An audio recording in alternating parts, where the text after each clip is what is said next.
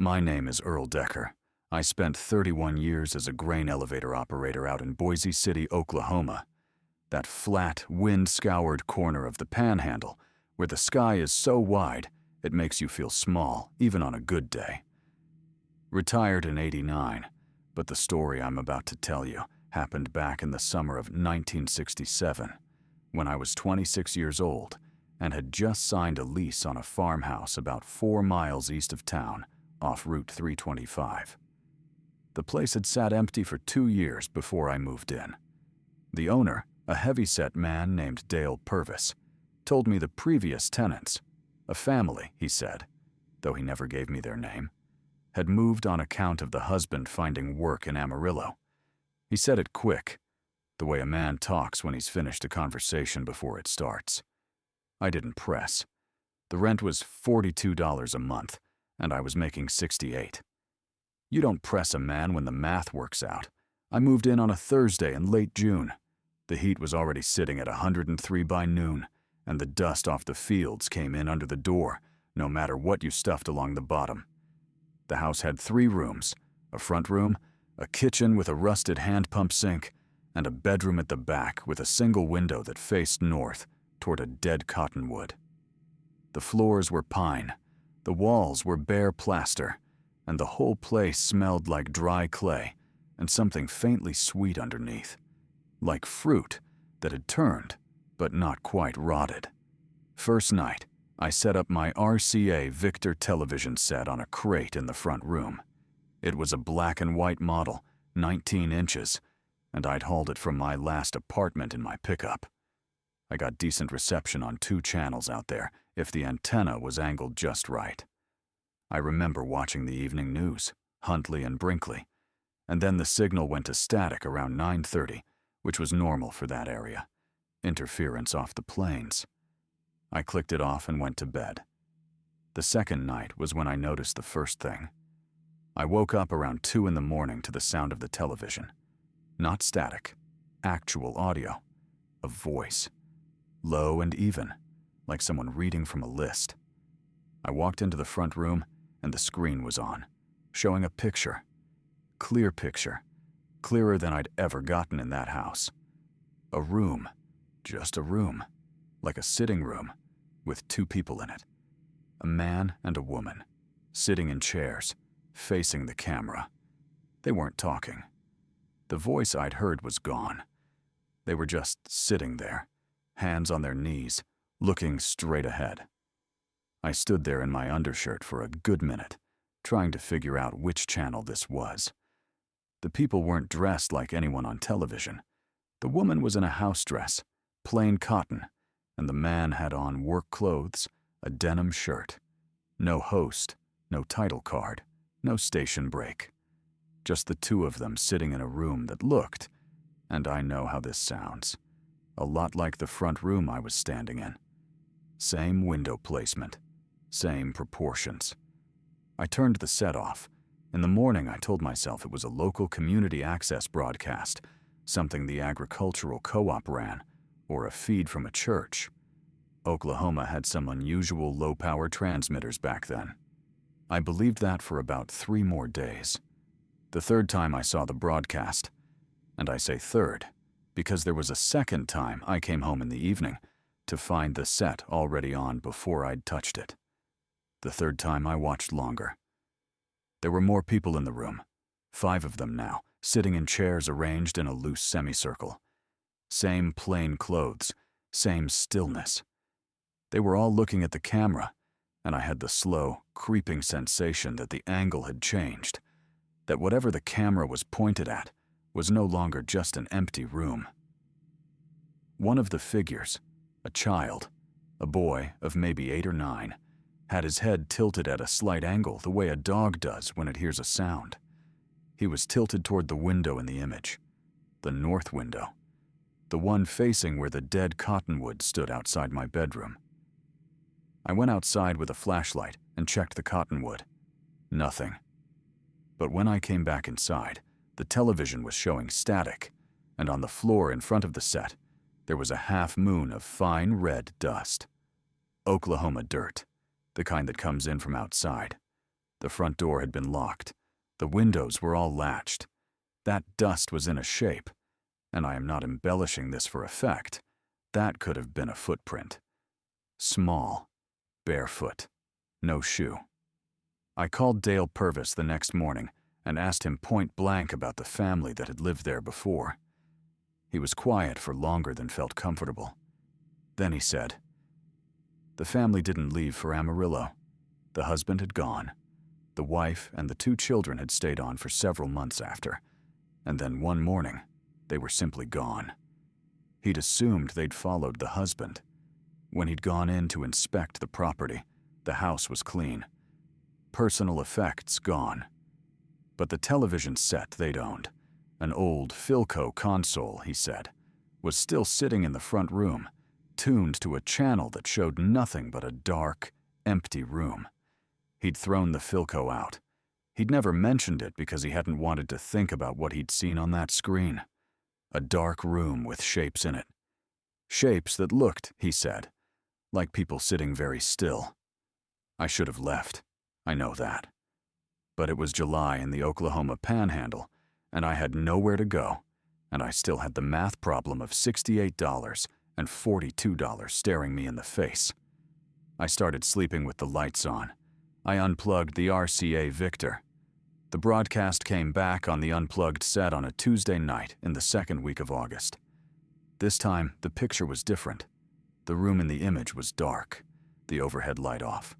Only a pale gray glow from what had to be a television screen somewhere off camera, casting flat light across the faces. All 5 figures were still there, and now they were closer to the camera. Not standing. I couldn't tell if they'd moved or if the camera had moved in. But the faces were larger in the frame, close enough that I could see detail. I recognized the room. I recognized it because the window in the image, the north window, had the same crack in the upper left pane that my bedroom window had. The same crack I'd noticed on move-in day and had meant to ask Dale about. The image wasn't a sitting room, it was my bedroom. It was a broadcast of my bedroom, from inside my bedroom, and the 5 people in the chairs were sitting in a room I could see from where I was standing if I turned around and walked 8 feet down the hall. I did not walk down the hall. I stood in front of that glowing screen with a television set that was not plugged into anything, and I watched the 5 figures sit in my bedroom, and I understood, in the way you understand something you don't want to say out loud, that they were watching something too. They were watching the same pale gray glow from off-camera that I was. They were watching a screen that showed a man standing in a front room, in his undershirt, staring at a television. They were watching me. They were watching me watch them. I grabbed my keys off the kitchen counter. I did not go into the bedroom. I went out the front door, got in my pickup, and drove to the motel on Route 56 and paid $6 for a room. In the morning, I called Dale Purvis and told him I was out, that he could keep my deposit. He didn't argue. He sounded like a man who had been waiting for the call. I drove back to the house in daylight with a neighbor, Calvin Rice, who ran the feed store. We went in together. The front room, the RCA Victor, still unplugged, screen dark and cold. The bedroom, empty. No chairs, no figures. The north window intact, the crack in the same place it had always been. Nothing in the room except my cot, my single bag of clothes, and the flat Oklahoma light coming through the glass. Calvin thought I'd had some kind of break. Heat, he said. It gets to people. I let him think that. I moved out that same afternoon. Dale relisted the property. I don't know what happened to it after. I never drove past it again if I could help it. But here is the thing I've thought about for 50-some years and never been able to set down comfortably. Those 5 figures in the broadcast, the man, the woman, the boy with the tilted head, and 2 others I never described because I couldn't make myself look at them directly. They were watching a glowing screen. And on that screen was a man standing in a front room in the dark. The glow on their faces was the same color as a television screen. which means somewhere, in whatever room they were sitting in, there was a broadcast running. A live broadcast. Of me. And they had been watching it long before I ever moved in.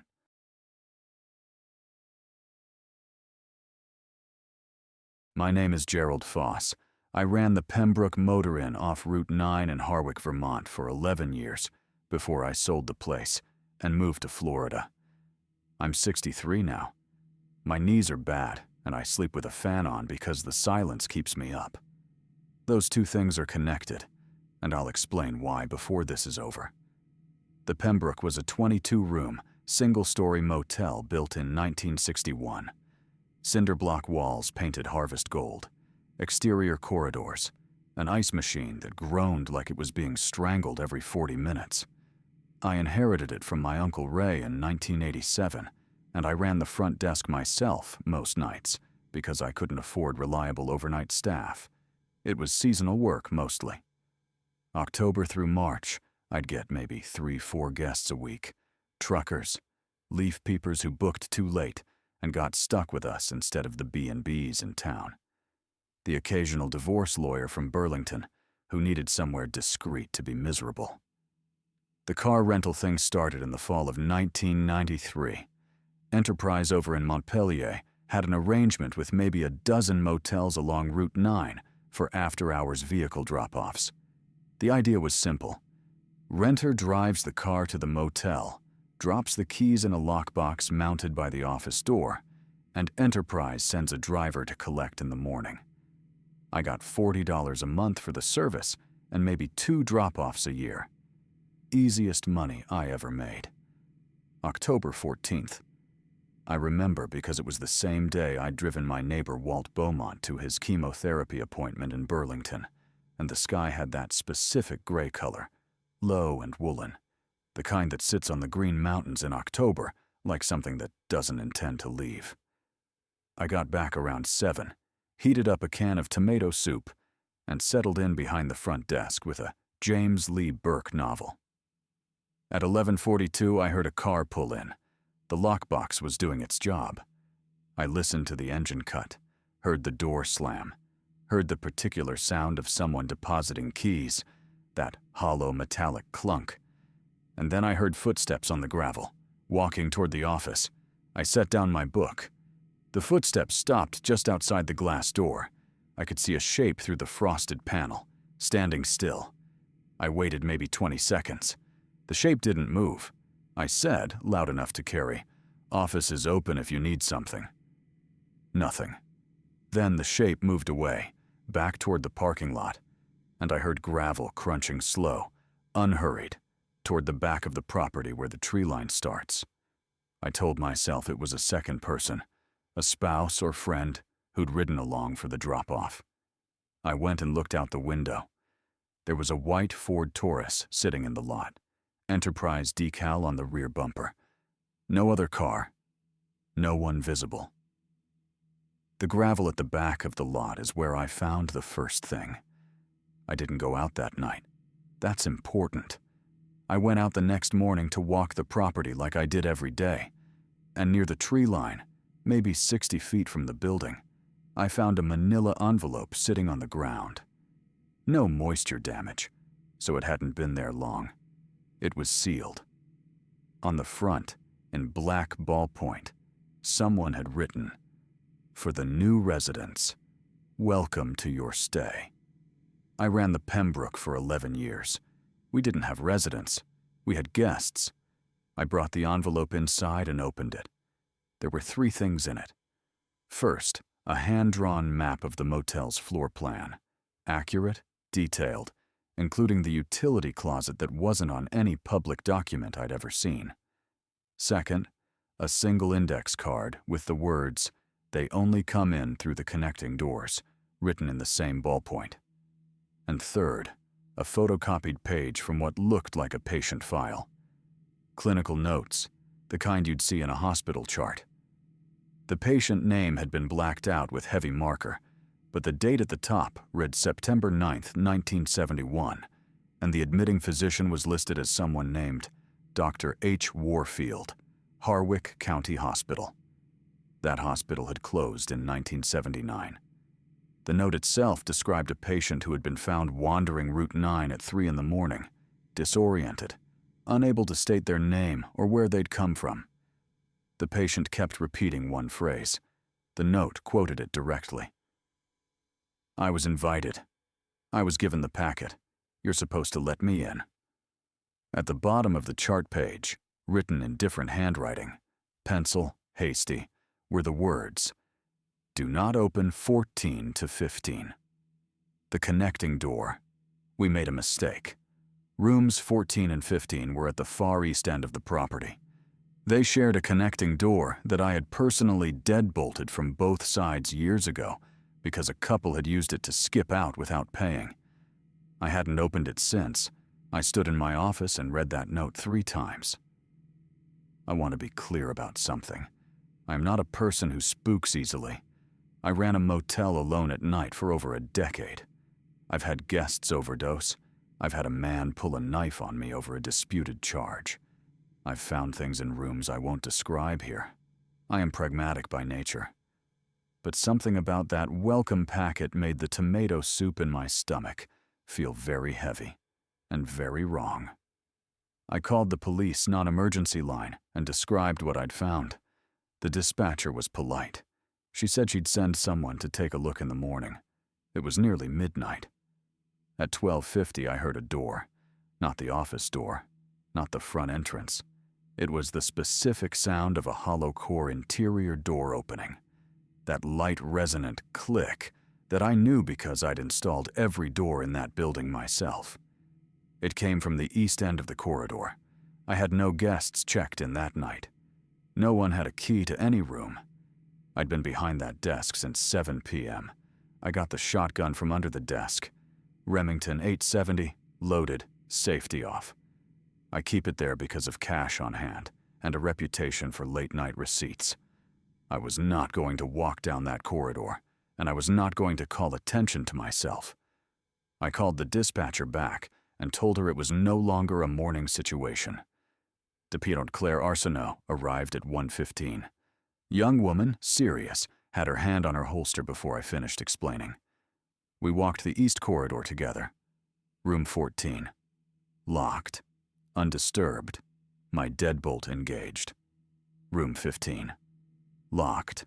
My deadbolt engaged. Between them, the connecting door. I could see the deadbolt on the 15 side was still thrown, but the deadbolt on the 14 side was open. The bolt was flush with the plate. It had been thrown back from inside room 14. Deputy Arsenault looked at me. I looked at her. She unlocked 14 with my master key. We went in together. Empty. Bed untouched.